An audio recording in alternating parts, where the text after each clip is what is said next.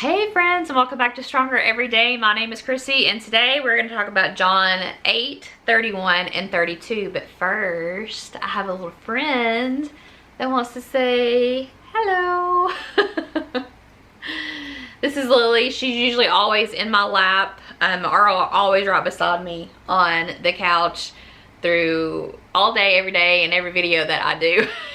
She's right here beside me, cuddled up on the blanket. Wanted to show you her. As you know, we have several. We don't have two-legged, well, we have two-legged chicken kids, but we don't have two-legged human kids. We have four-legged goats, chickens, dogs, and cats, and we've rescued many of them, and so they give me joy. There's something about walking outside and seeing the chickens. I'll try to put a picture up here. There's something about walking outside and just seeing the whole backyard full of chickens and goats that just gives me such a peace. But I wanted to talk about today, I wanted to talk about John 8, 31 and 32.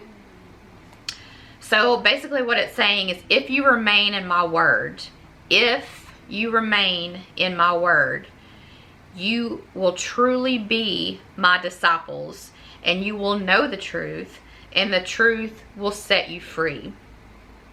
What I love about that is sometimes, and I've talked about this in another video, there's days that I don't read the word. They're few and far between now, but there's some days that I'm having a bad day, a very, very bad day, and I may not read the word. What I've learned and this is why I don't miss many days, and even on days I don't read the word, I usually listen to the word, or I'll put on some praise and worship music just to get that into my system, because the devil never takes a day off, friends.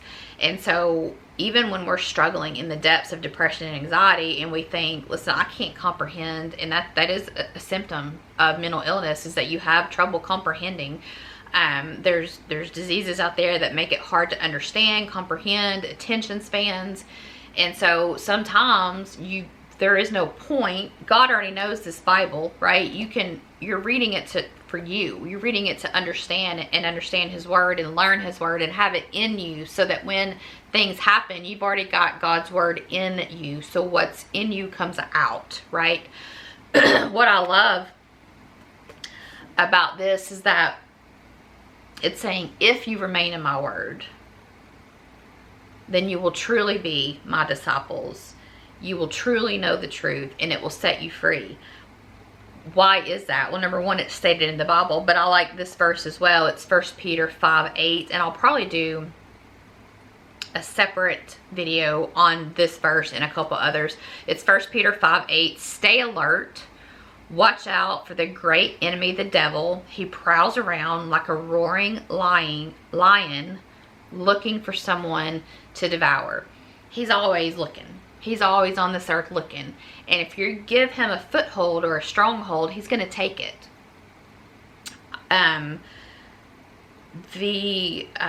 There's times, even in this past going on 18 months, that I'll have some pretty hard struggles.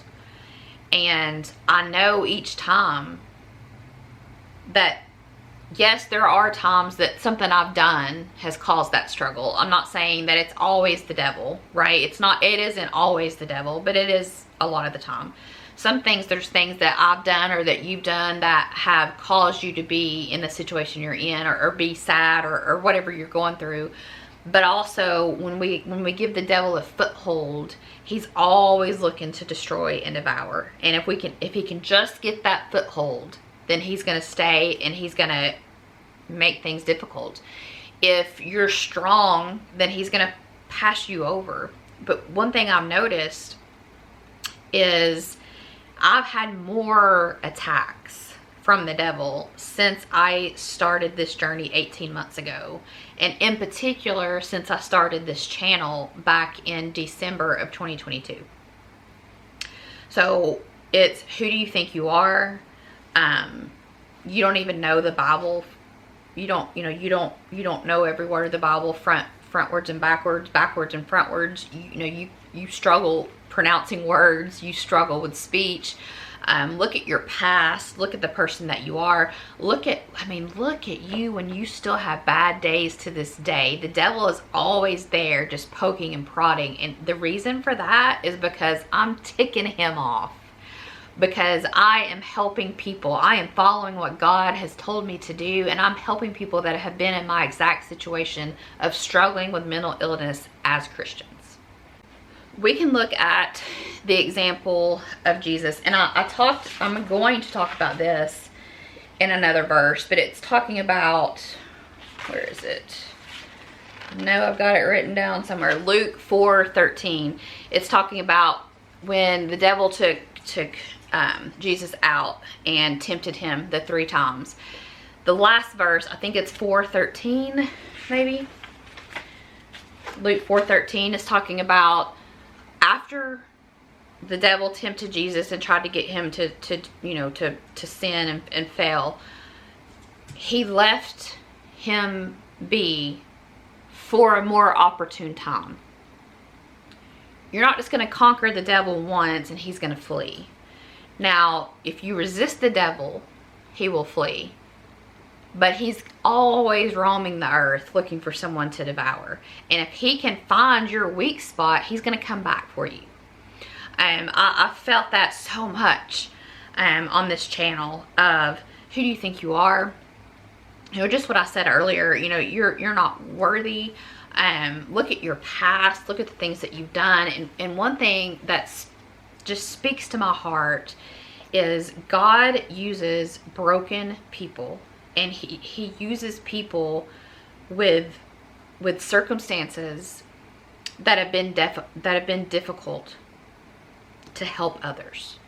I've spoke a little bit, and I'm going to do a video about the apostles, not necessarily about this topic, but the 12 disciples. That those were imperfect people. He wasn't picking whoever you think is the most important person in the world outside of God. If you picked those 12 people, those wouldn't be the people that God picked. He picked 12 ordinary people, broken people, just like you and I, that had faults. If you think of Peter, Peter is just like all of them were, but Peter's just like us. He was a hot mess. He was angry, and he was quick to just being Peter. But it's understanding that you have got to spend time in this word. You have got to spend time with God to learn about God, spend time praying, spend time studying, not just reading this word. For me, it's a have to study. Reading I do not always comprehend what I read. I have to take time and study it. So saying, well, I'm going to read the Bible in a whole year, I think that's great. I think it's awesome if you do that. I can't do that. I'm not going to understand the verses that I read if I don't then go back and take time to study those verses out and figure out what they mean for me. So the way that I choose to study the Bible is probably different than the way that you would choose, but it's figuring out what works for you. Nick and I study it different. We have different ways of understanding. I'm a visual learner. I like to see it. I like to write it. I like to read it. And he's more of he doesn't have to take notes. He comprehends stuff like that. But when he's reading it written down, it's a struggle sometimes. All of us are different in that aspect. And it's knowing that, it's always been interesting to me when people say, well, I believe in God and the Holy Spirit, the Trinity. I believe in that, but I don't believe in the devil. Like, what? Are you reading the same Bible that I'm reading? The devil tempted Jesus. There's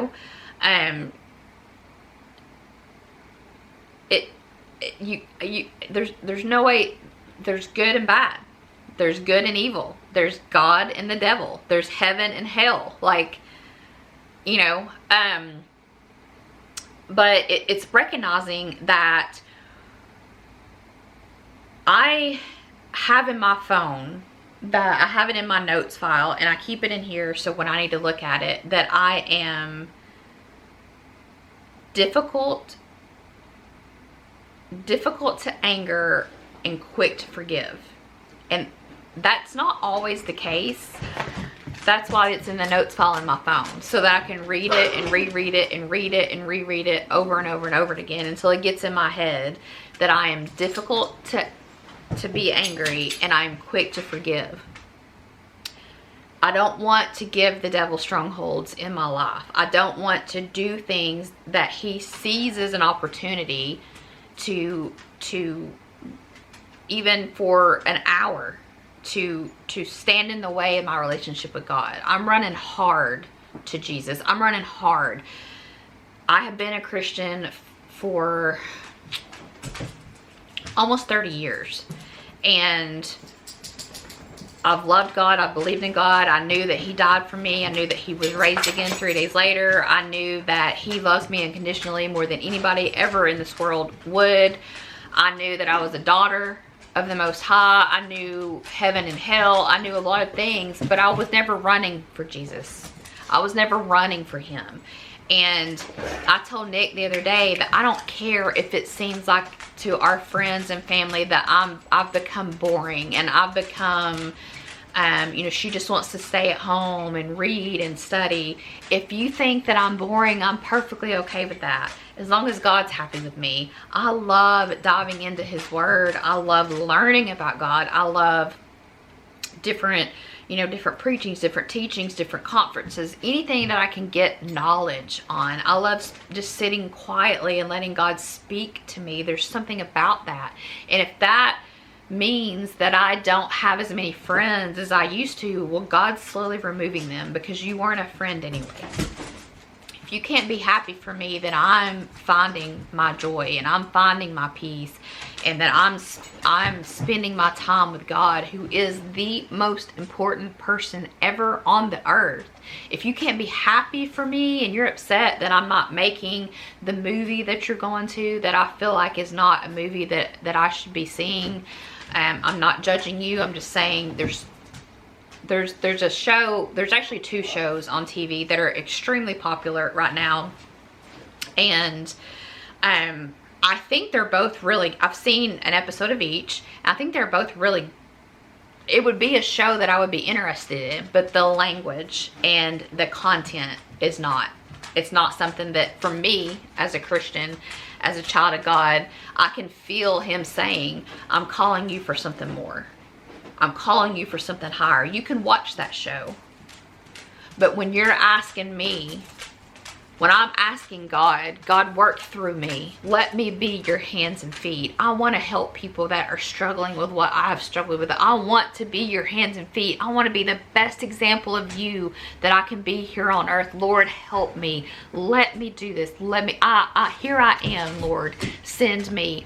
But I won't listen to him to not watch a TV show that's inappropriate. And I won't listen to him to turn off a song that's inappropriate. And I won't walk away from a party that's inappropriate. And I won't stop an event that I know, but I won't not go to an event that I know is inappropriate for me. I can't ask him to give me all this when I won't listen to him on the little things, right? And that, to me, I don't feel like I'm missing out on anything. I feel like God is working on me. God is looking down and he's saying, that's my girl. That's my girl. You chose me this time. That's my girl. And I know that he loves me. I know there's nothing that I can do on this earth to make him love me anymore. In my mind, there's days that I picture God going, whew. And him saying, I know I don't make mistakes, but I was occupied and the machine broke and it already made her, so we let her go out anyway. But whew, that kid, whew, I just, and then there's days I picture him saying, that's my girl. That's my girl. You're listening to me. You're doing what I say. Not everybody's going to like you. Not everybody's going to like me. There's people that are going to come on here that are going to say, you're preaching out of the word. First of all, I'm not preaching. I'm not called to preach. I'm teaching what I know as a person who struggled with mental illness for coming up on 30 years. And I'm preaching how it relates to the Bible and how we can be more sensitive and understanding about both of those topics. I've never said I was a preacher. when, you know, well, it's a sin. Well, we agree to disagree. Not everybody's going to be in your corner. Not everybody's going to be for you. Not everybody's going to be happy for your success. And what I've learned that is, if you can't be with me when I'm struggling, when I'm in that low spot, if you can't be with me and for me there, you're never going to be with me in the end. I know that God has taken me places. I know God has a plan for Nick and I. I know that it's great. I can't visualize the plan. I don't have that much capacity, but I know that He's taken us somewhere. I know that we have great things. He's preparing us now to take us to better things. I don't know what that is, but I 100% know that it's coming.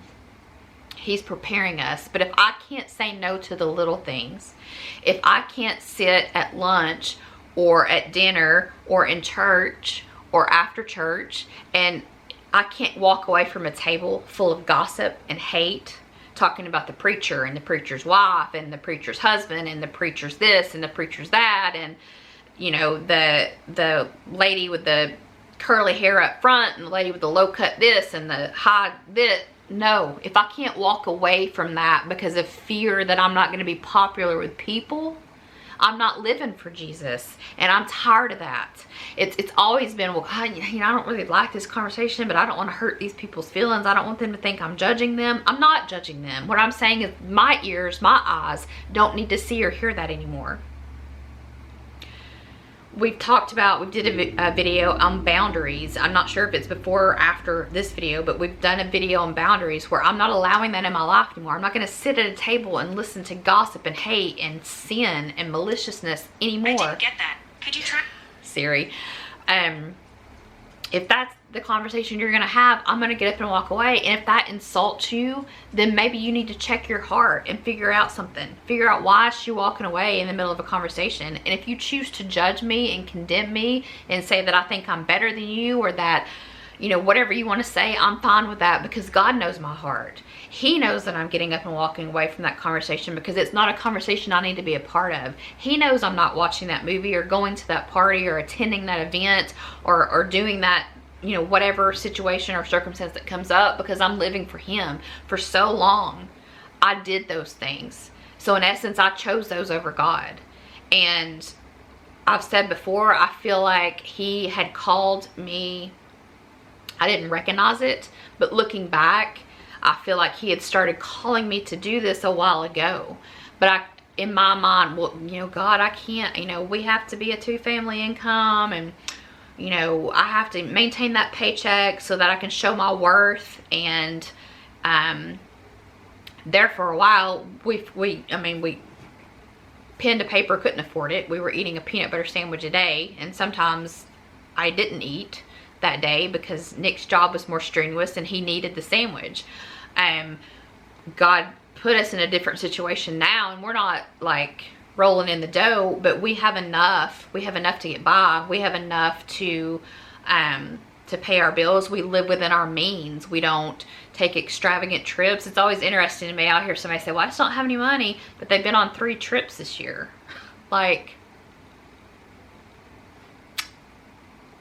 might be something to think about. It's that kind of got me off track. It's me saying God's more important. God's more worth it to me.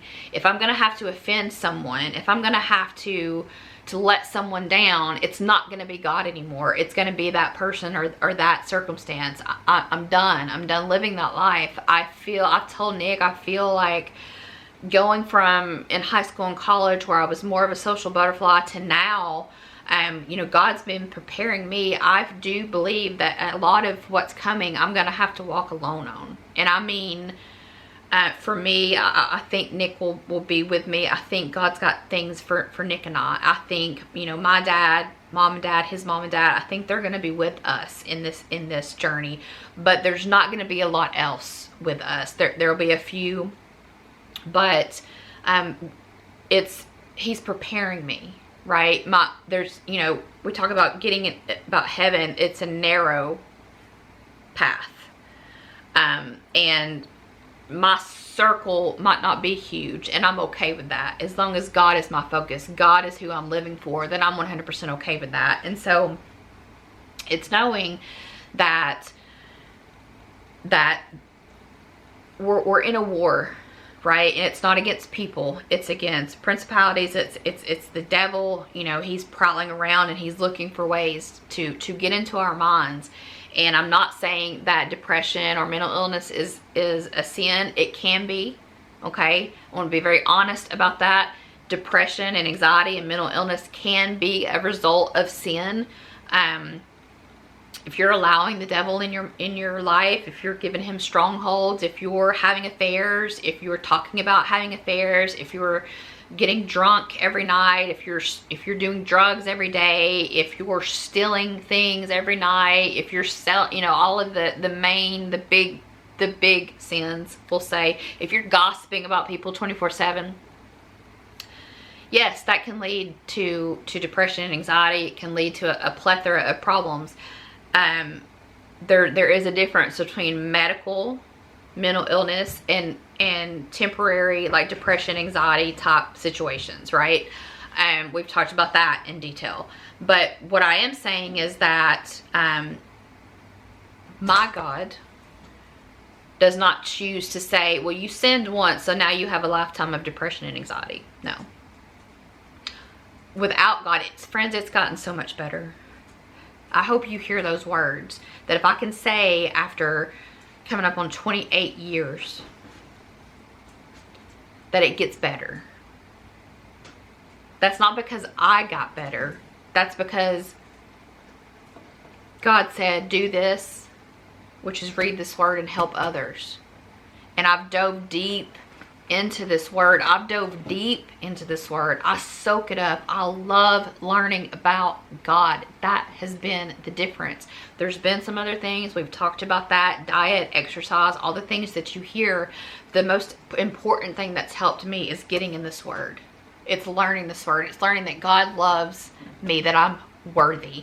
That even when I'm having bad days or bad moments, or if you struggle with anxiety, if you're having anxiety, if you struggle with ADHD and you're dealing with that, if you struggle with bipolar and you're dealing with that, if you're struggling with bulimia, anorexia, all of those illnesses, I don't even know how many different illnesses are classified under mental illness, but if you're struggling with one of those, it can be a result of sin, but it in itself is not sin.